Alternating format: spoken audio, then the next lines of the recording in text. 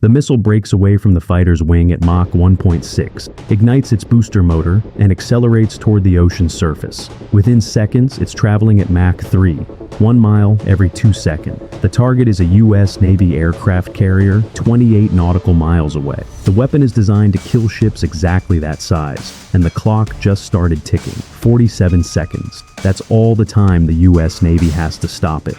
But to understand how we got here, to this moment where an Iranian Su-35 fighter just fired an anti-ship missile at American sailors, we need to go back. Not far. Just 178 miles. And about 26 minutes. The radar operator sees it first. 2 new contacts appear on the phased array radar screen. Fast, high altitude, closing from the north, no transponder, no identification code, no civilian flight plan. Inside the Combat Information Center of a U.S. Navy destroyer, the lighting is dim and the air is cold. But every operator knows exactly what to do. The targets are tagged immediately. Speed calculated, Mach 1.6, altitude 40,000 feet, distance 178 nautical miles. That speed alone eliminates commercial traffic. The officer of the watch issues a calm order: track and classify. The destroyer transmits on International Guard frequency, unidentified aircraft approaching U.S. naval formation. This is United States Navy warship. Identify yourself and state your intentions. Silence, no response. Just 2 radar returns moving steadily closer. The U.S. Navy has rules of engagement for situations exactly like this, and step 1 is always the same. Maintain calm, do not escalate, but prepare everything. Behind the destroyer, on the flight deck of the carrier, 2 FA-18E Super Hornets sit on alert status. Engines cold, pilots ready, just in case. The Sukhoi Su-35 isn't just any fighter jet. It's a Russian-built, twin-engine, 4.5 generation air superiority platform capable of carrying anti-ship missiles, weapons specifically designed to destroy vessels the size of aircraft carriers. Iran acquired these fighters as part of a multi-billion-dollar arms deal with Russia. The aircraft cost roughly $85 million each. They have a combat radius of 1,000 miles, and their radar systems can track up to 30 targets simultaneously while engaging 8. But here's the part that changes everything. The Su-35's fire control radar operates in X-band frequency. When it switches from search mode to targeting mode, it emits a very specific electronic signature. And U.S. Navy systems are designed to recognize that signature instantly, which means the moment those Iranian pilots locked their radars onto the carrier strike group, every electronic warfare officer in the fleet knew exactly what was about to happen. At 82 nautical miles, the 2 Su-35s change altitude. The lead aircraft drops from 40,000 feet to 25,000. The second follows. Then they separate. One climbs back to 30,000 feet. The other descends to 18,000. Inside the destroyer's Combat Information Center, the Air Defense Coordinator sees the pattern immediately. It's a classic pincer formation, 2 attack angles instead of 1. And it means the Iranian pilots aren't just probing the carrier's defenses, they're setting up a strike. Ian E-2D Hawkeye, an airborne early warning aircraft launched from the carrier, now orbits high above the fleet. Its radar sweeps hundreds of miles of airspace. The crew locks onto both Su-35s and begins analyzing their electronic emissions. Seconds later, a technician confirms it. Flanker family radar, possible Su-35. That identification travels instantly across the strike group's data network. Every ship now sees the same tactical picture. 2 hostile fighters, armed, closing fast. And then the situation changes again. The electronic warfare officer aboard the destroyer speaks calmly into his headset. Fire control radar active. That's the line. That's the moment everything shifts from monitoring to imminent threat.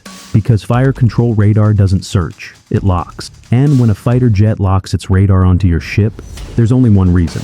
It's preparing to fire a weapon. Distance to the fleet, 60 nautical miles. The carrier strike group doesn't panic.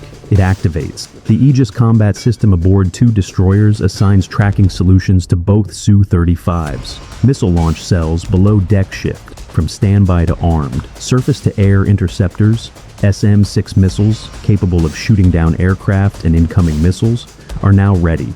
On the carrier's flight deck, the alert fighters launch. Steam erupts from the catapult. Two Super Hornets surge forward and vanish into the sky. Their mission is simple: intercept, but they're not close enough yet.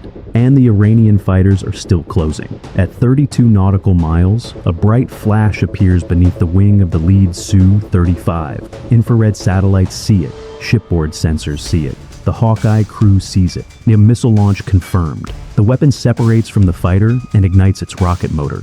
A bright exhaust plume streaks behind it as the missile accelerates and begins descending toward the ocean's surface, flying just 15 feet above the waves to hide in radar clutter. Speed, Mach 3.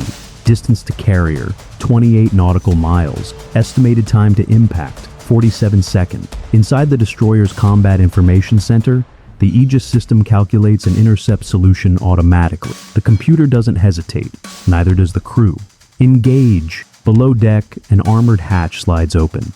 An SM-6 interceptor missile erupts upward in a column of flame and smoke. The missile clears the launch tube, rolls sharply toward the horizon, and accelerates past Mach 3. Above the ocean, two missiles now race toward each other. The one designed to destroy ships, the other designed to destroy missiles. But the attack isn't over. High above the engagement zone, the second Su-35 banks slightly and adjusts its heading. Another flash, another launch, second missile inbound. This one flies even lower, barely 15 feet above the surface. At that altitude, it's almost invisible to radar. The cruiser fires another interceptor. Another missile streaks into the sky. Now there are 4 weapons in the air, 2 attacking, 2 defending. The first intercept happens fast. The SM-6 closes on the Iranian anti-ship missile at combined closing speeds exceeding Mach 6. Distance drops rapidly. 2 miles, 1 mile, half a mile. Then a flash blossoms high above the water. The anti-ship missile disintegrates in a violent explosion. That fragments scatter across the sky and plunge into the sea. First threat neutralized, but the second missile is still inbound, and it's flying so low that it nearly disappears from radar screens. For several seconds, the weapon hides in the clutter created by ocean waves and spray. Then the destroyer's sensors reacquire it.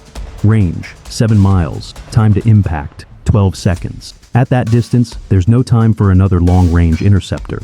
The next layer of defense activates automatically. On the deck of the destroyer, the Phalanx close-in weapon system comes to life. The turret rotates toward the horizon. Its radar locks onto the incoming target. The weapon's 6-barrel Gatling gun begins to spin. Faster, faster! 4,500 rounds per minute.